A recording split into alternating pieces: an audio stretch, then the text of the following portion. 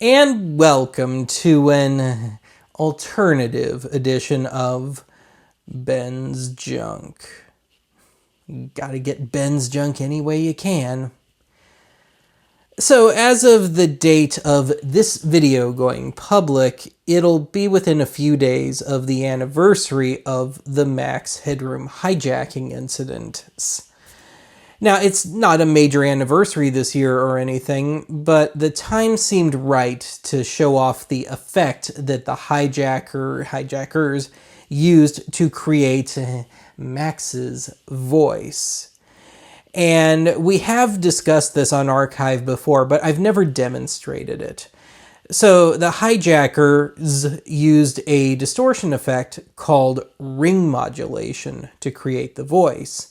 And yes, I was ultimately able to more or less recreate the voice. But let's discuss some other stuff first. So I am not an electronics expert, so I won't attempt to go too deep into this, but basically ring modulation is the combination of two signals.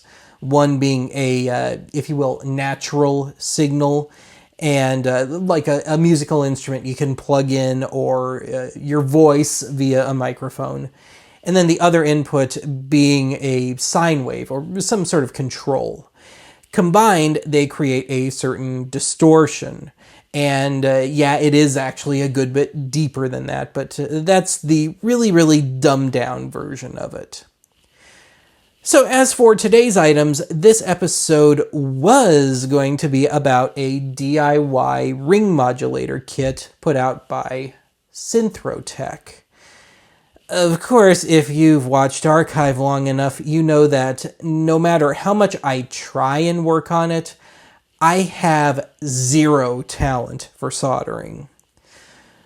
Well, as implied, I burnt one of the traces on this thing. I don't know if it'll show up on camera, but yeah, I totally fried this.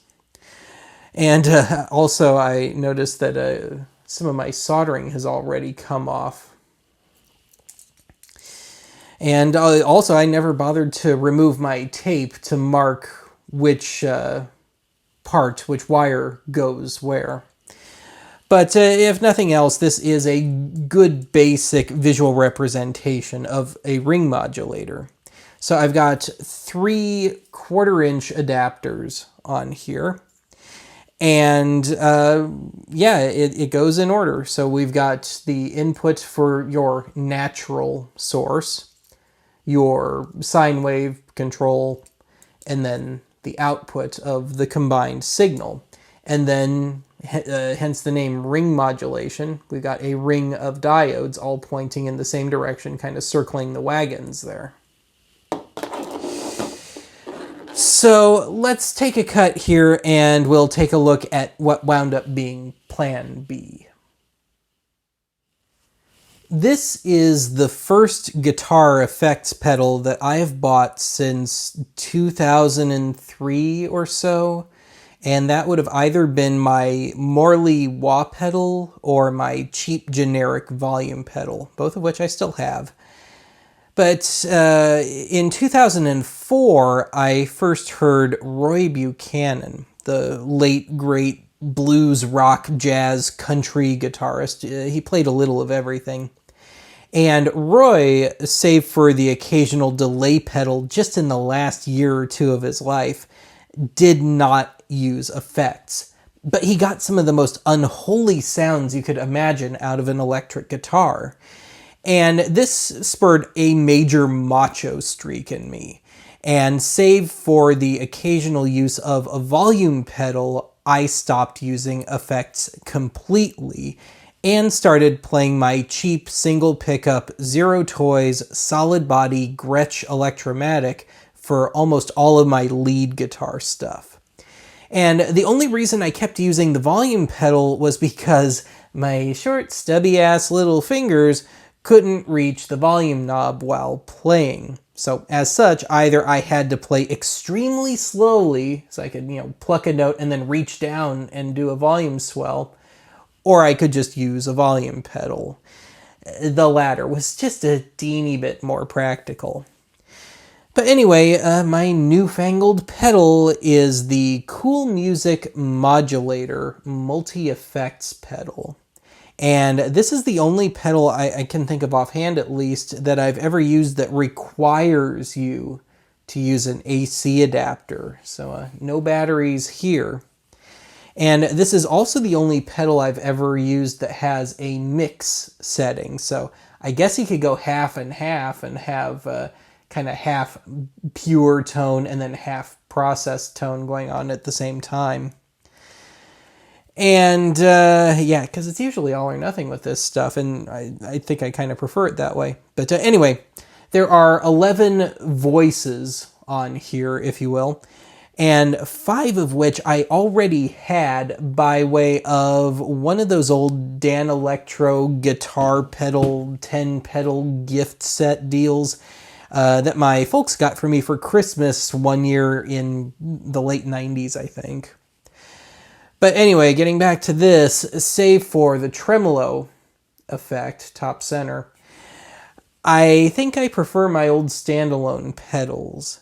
Not that I didn't find some cool stuff on here, and I will get to it, but business first. So you came here, I'm sure, for the Max Headroom voice, so let's do that. Let me take a cut here, I'll hook up a microphone, and I will try to recreate the Max Headroom hijacker voice using this pedal.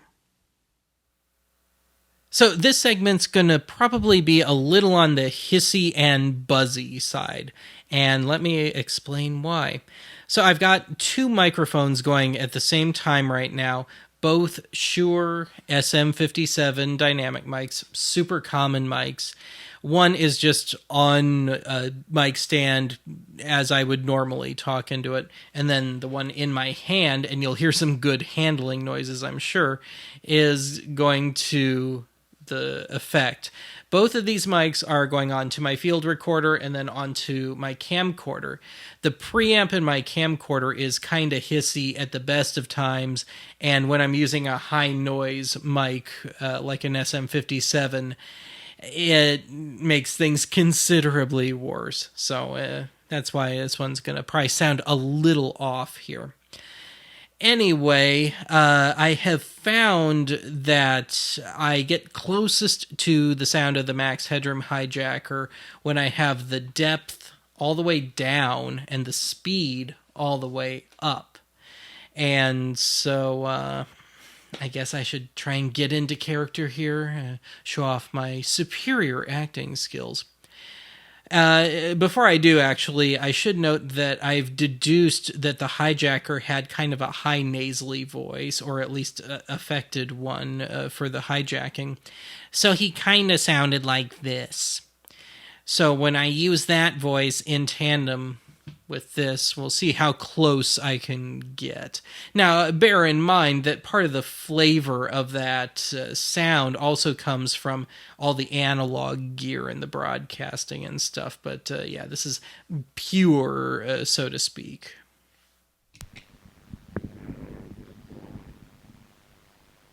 That does it. Yeah, I think I'm better than Chuck Swirsky. Freakin liberal. Oh, my piles. I don't remember how that theme goes. I still see the X. I still see the X. Yeah. So let me turn the speed all the way down so I sound more like myself for a second here. And I'm kind of embarrassed. For as much time as I've spent with the hijacking, I've forgotten half the lines of it. I think I've tried to mentally block it out at this point. I just spent too much time with it. But anyway, let me turn the speed back up. I'll start playing with the depth, and you can kind of hear what else it does. So let's turn into Max again. Greatest world newspaper nerds. And there I go.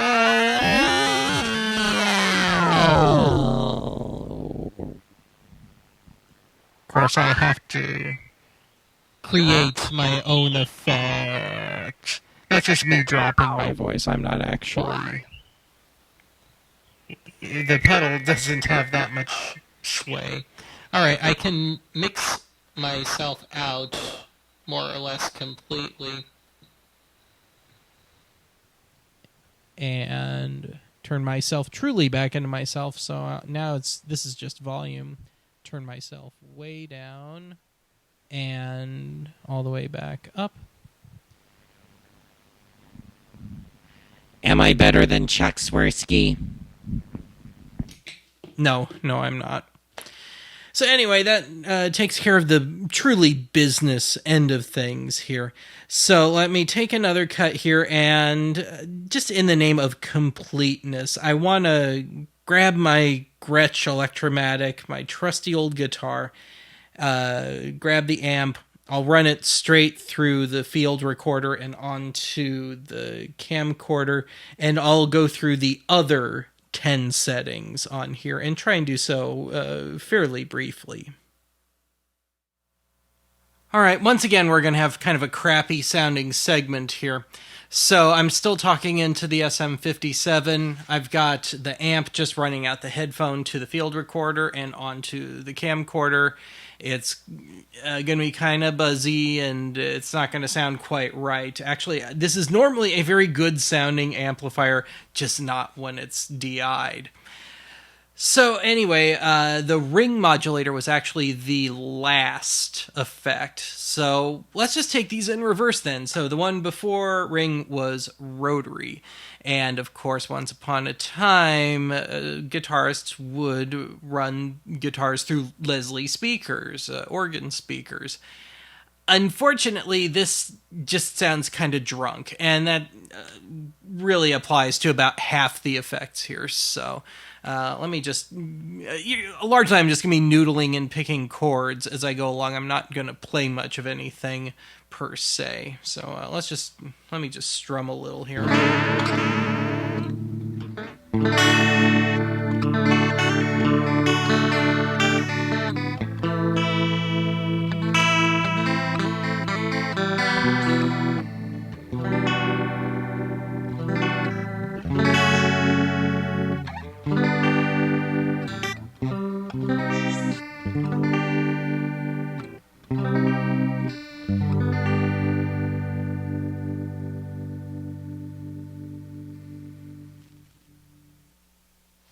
Okay, next one, phaser. And I used to use my phaser effect a good bit. I would slow it all the way down and kind of have the depth halfway, and of course distortion. So let me just do the three basic key of A chords here and see what we get.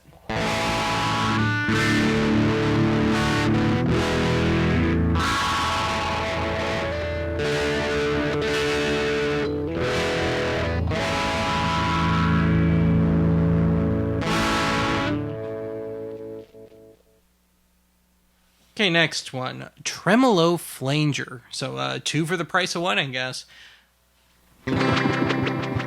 Oh, that's like a bad 50s B-movie sci-fi sound.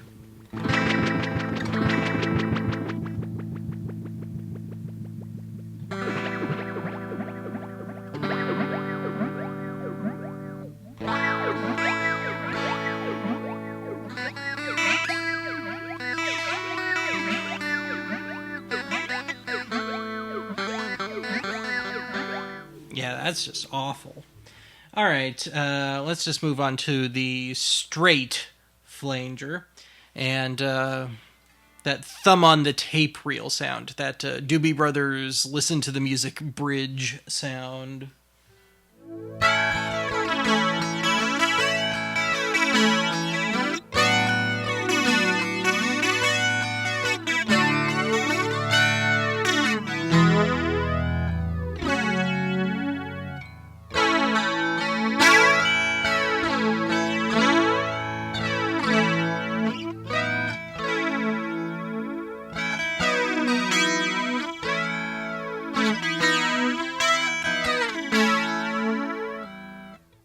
Tremolo, the only one that I think really lives up to what I've already got. Let me turn the distortion on, and I know what I want to play with this. Get a good ripple effect. Yeah. play one of the world's easiest rock tunes, and I'll probably screw it up. See if you know this one.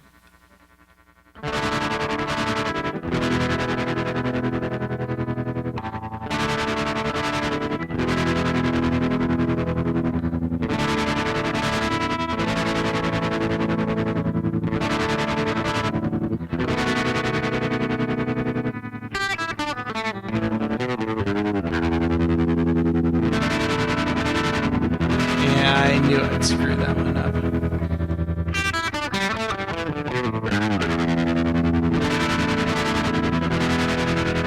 Something like that. From the latter part of the song, the tremolo gets harder and harder as it goes along. All right.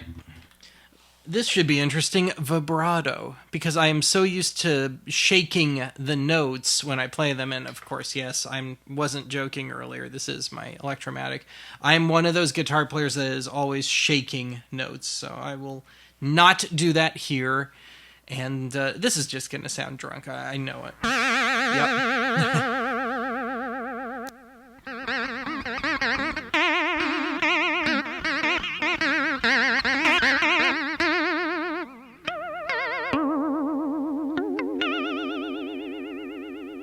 But hey, I can get vibrato by playing harmonics.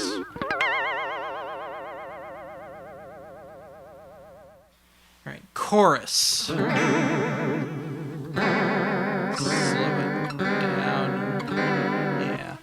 Let's see, turn the distortion back on, and the only two guitars I can think of that really used the chorus a lot was Moberg of Pursuit of Happiness, Canadian group, and Todd Rundgren to a certain degree. And I can't think of anything of theirs that I can play off the top of my head, so I'll just kind of try and, I don't know, do some sort of pastiche.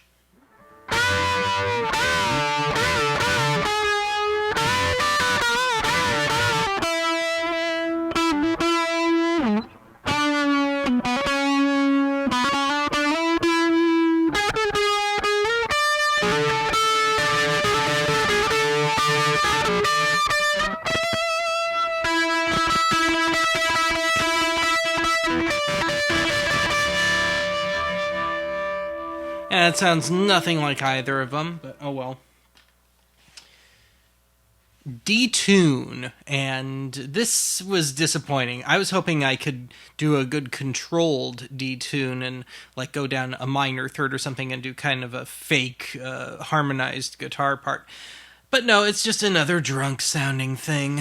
Let me make it clean just to really hammer the point home. Hammered.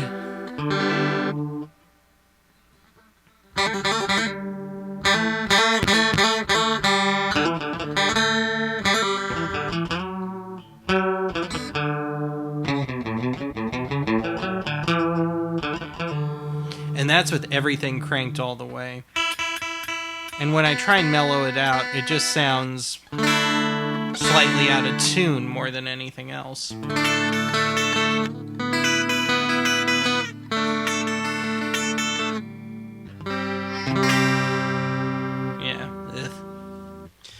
Now, why anybody would want an automatic wah effect is beyond me, but, okay. Let me turn on... No, actually, let me do this clean. Maybe I can do, like, a bad jam band thing.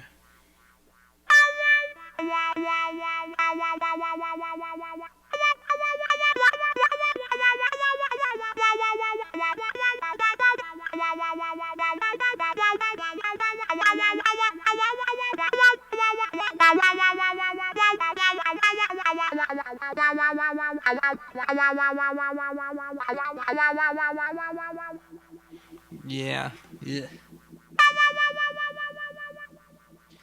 All right, last one. Dyna filter. I assume that means dynamic. And this one was actually kind of cool. Now, I mean, I could get the same effect by hooking up a wah pedal and just kind of having it down halfway and kind of having that choked, nasally sound. But, no, this works. And I was able to kind of, even though I am not the speed demon that he was, I was able to kind of approximate Frank Zappa's sound circa Overnight Sensation, so 73. Get some distortion going.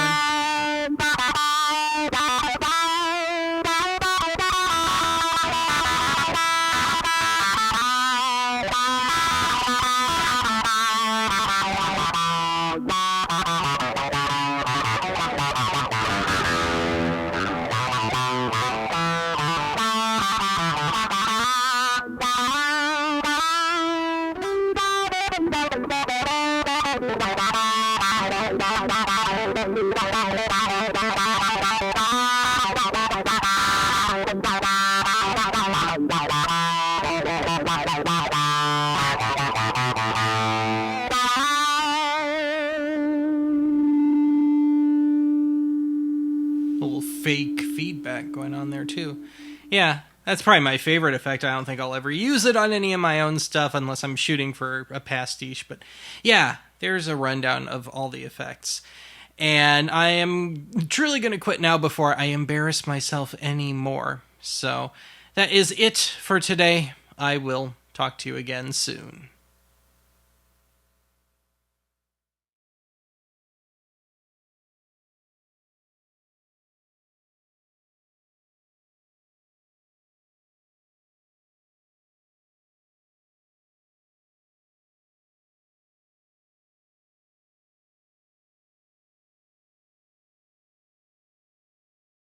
Oh, my pile.